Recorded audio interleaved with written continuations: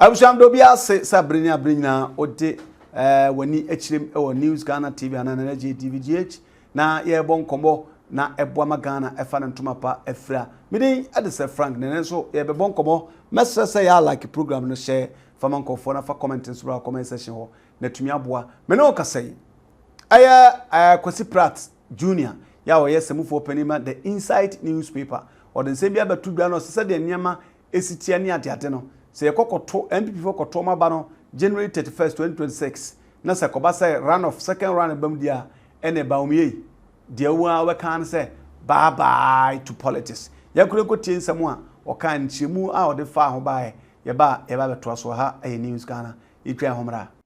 There's some element of mixed message. You take Dr. Bawumia. In one breath, he's apologizing profusely for the failures of his administration.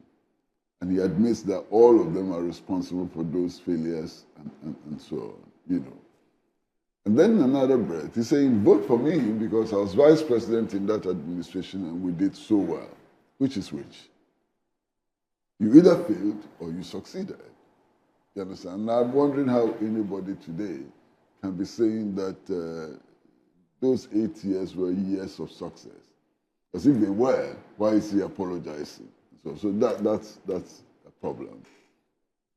But isn't that to say that despite the successes we've chalked, we also admit that we made certain mistakes, and so we're sorry for that. We're sorry about that. So that's not what he said. I'm thinking that's perhaps or maybe that's what he meant. That's what he meant, perhaps.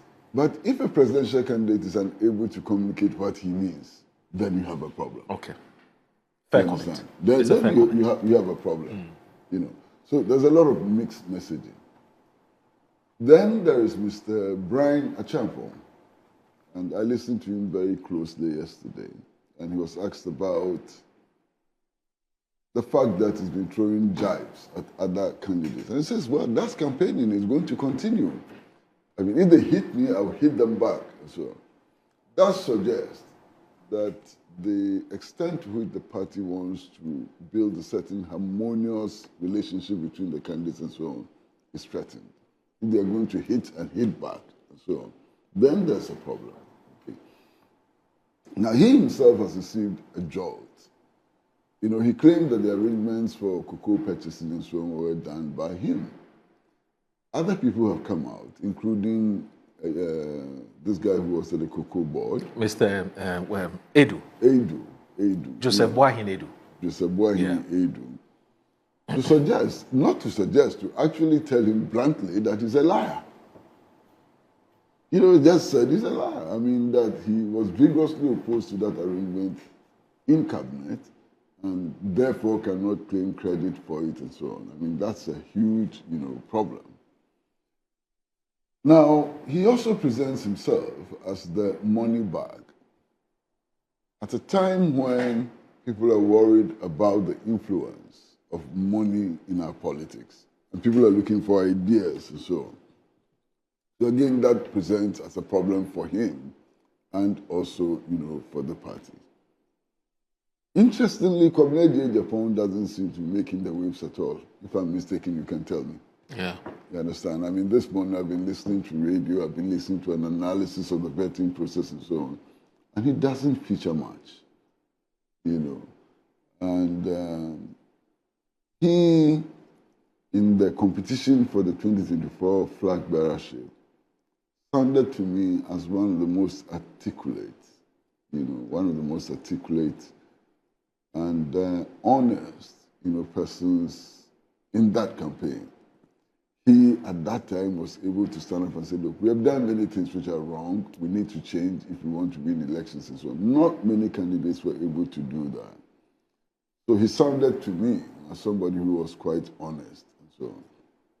And then again, he had a vision of Ghana, which was interesting. Right-wing, but interesting. So what do I take from yesterday's vetting? There's a long way to go for everybody. And Collins knows his party better than I do. And he says that, look, there's likely to be a third round. I won't argue with him on that. I didn't say that. He says he doesn't foresee a third round. Oh, you think it will be an outright win? Yes. I don't foresee. That's what he foresees. That is my. I don't foresee a second round. Interesting. Yes. But there are others who see the possibility of a third round. And if we get into a situation where there's a third round, I think that will be saying goodbye to Dr. Bawumia. You mean a second round? A second round, yes. Thank you. A second round. Thank you very much. I mean, that certainly would be, the turn where Bawumia will receive his goodbye. Why? Because if you watch the campaign, it does appear that there's more between the other candidates working together than working with him. Okay. It's clear. I don't see how somebody like Kennedy Akomprekun, if there's a second round and he's running against Dr. Bawumia, would not get the votes of many of the others against Dr. Bawumia. I don't see how that's possible.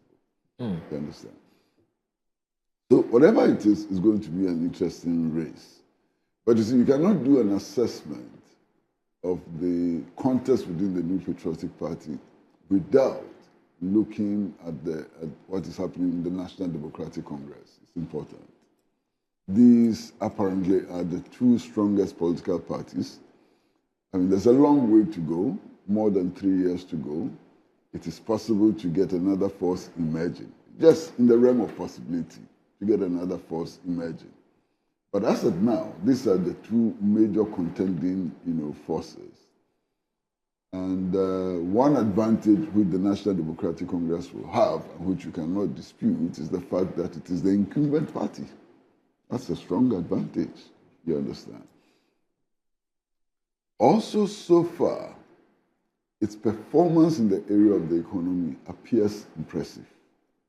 Look at all the indicators. Look at the rate of inflation. Look at the exchange rate of the cedi and so on. Look at projects which have been launched, not completed though, but launched. I mean, if the big push, for example, is successfully implemented, it gives them a huge boost and so on. But then in addition to that, we also have to begin to look at the possible candidate who may emerge. Now, the NDC has a problem. It is in power. It has a president whose term ends, in 2028. That president... In fact, in 2029, January 7th. Yeah, but there'll be an election in 2028. An election, yes. Okay. But the point I'm making is that president necessarily, from all the suggestions, has to be looking at establishing a legacy. Right. The people in his administration, the people who work around him, cannot be spending their time now frolicking about their ambitions and so on, because it's a distraction from the objective, the main objective. So that's the problem within the National Democratic Congress. There are some interesting permutations, taking place there, very interesting permutations. I've seen the survey, which was conducted by Musa Dankwa. I think it's too early yet, but he's done some survey which suggests that Mr. Haruna Idrisu, Honorable Haruna Idrisu, is the favorite, but favorite to 26%. That doesn't tell us much. 26% doesn't tell us much. Yeah. Understand? And then Johnson Asidu Nketia second with, I think, around 24%, which also doesn't tell us much, and so on. I think that whoever will pick in the National Democratic Congress will pick much, much later. And it is important to go easy, on looking at the National Democratic, Congress and so on. Whatever it is, at the end of the day, what are we looking for? We are looking for a political party which will break with the past. Because the path of neoliberalism that we embarked upon vigorously from 1983 has been disastrous for this country. And indeed, both political parties have pursued that path, to some extent. Some more extensively than others and so on. But that's the path we have been on. And I think that it's important to secure a paradigm shift going forward if you have to make significant changes. There are key things that a lot of people will be looking at. And one of the key things happens to be the fight against Galamsey. You know, and if you look at the fight against Galamsey, so far, the results have not been impressive. Okay. They were not impressive in the NPP era. Right. We'll get there. Still not in fact, it's one of the topics we'll look at again. I mean, we've been talking Galamsey in the last few months, and we'll still talk about it today on the show. So let me. But there's one thing that is interesting. Okay. I think that Collins is the best person to deal with that Yes. issue. I mean, this campaign slogan, Aka 9P. Yes. Where is it coming from? I mean, how does that make sense? Maybe you are the only one who can explain. There was an election. One candidate got 50-something%. The other candidate got 40-something%, 41% or thereabout. And the candidate who got 49% says, I can't 9P. So the one who got 50-something%, what is he to say? I mean, as if things are static. We are not moving. You understand? I mean, I think that's a campaign who doesn't make any sense at all. That's a slogan who doesn't make any sense. Okay. So let me ask you this. You know, when we broached this topic about the NPP's vetting, the idea was not to look at what's happening on the other side, but it's also important, as you said, because these are the two dominant political parties, and what they do would shape directly or indirectly what happens to this country. Do you foresee, or do you think that whoever the NPP chooses on 31st January 2026 will to a very large extent determine the choice of the delegates when the NDC also, when they conduct their presidential primaries? To some extent, there will be some influence. Why so? Whether that is going to be a big influence or a small influence, I cannot tell. But there certainly will be some influence. The character, the mode of the NPP's choice would influence the choice in the NDC, no doubt at all. I mean, if the NPP were to choose a Buga presidential candidate, I quite suspect that the NDC would want to choose somebody who would be able to match, that candidate, There's quite apart from the fact that it's a contest of political parties, it's also a contest of individuals at a certain level. Right. And I think that is going to be extremely, important. But be that as it may, there are very interesting times ahead. I believe very, very strongly that one of the key reasons why the NPP lost so massively, the second worst electoral defeat in the history of Ghana, throughout our history. This is the second time a party has lost, as they say in local parlance, poto, like this. You understand? And I believe that one of the reasons is that the NPP isolated itself. You understand? It fought against everybody and anything.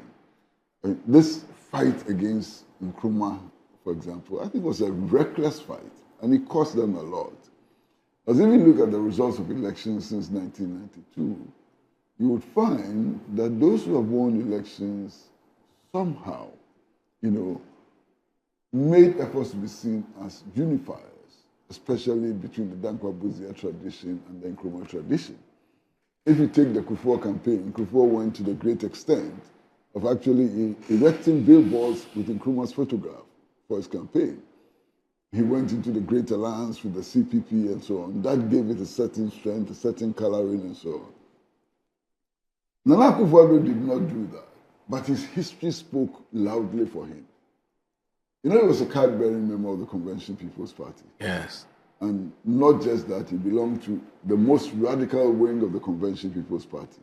So a lot of people said, look, he's one of us, and so on. It helped him quite a lot. Now, when you come to Dr. Bawumia's campaign, it was very, very antagonistic. So the NPP managed to isolate itself, and I think that's one of the problems that the NPP suffered in the last elections. Okay. Now, the other thing that for me is important is the fact that having lost so massively, The question arises whether 4 years is sufficient to claw back, some of the gains. And it seems to me that 4 years is a very short time. It may not do the trick. Remember that when President John Dramani Mahama lost the elections, he lost the elections with close to 1 million votes. Okay. By the second election, by the next election, look at what happened. Parliament was almost split into two, which meant that the NDC was regaining its momentum and so on. But it took 8 years for the NDC to arrive at the point where it could win the elections. So I'm just wondering whether 4 years is sufficient time to claw back, some of the losses that the NPP has suffered as a result of its campaign method and messaging in the last elections, and also its performance in government. Right. Kwesi Pratt Jr. was say ekwan bia so say yekoto aba no an NPP koto aba no na say Dr. Mahmoud Bawumia run of kobadia na say second run badia and na say emfama no because omo ejina no obie ni wa oba na adwen say obetweama no amenako na say basa de ba bai enewum wona ya adwene anana nya adwene tibia no fa comment bra comment section nyame yadoma yensan hia aha News Ghana TV makrao.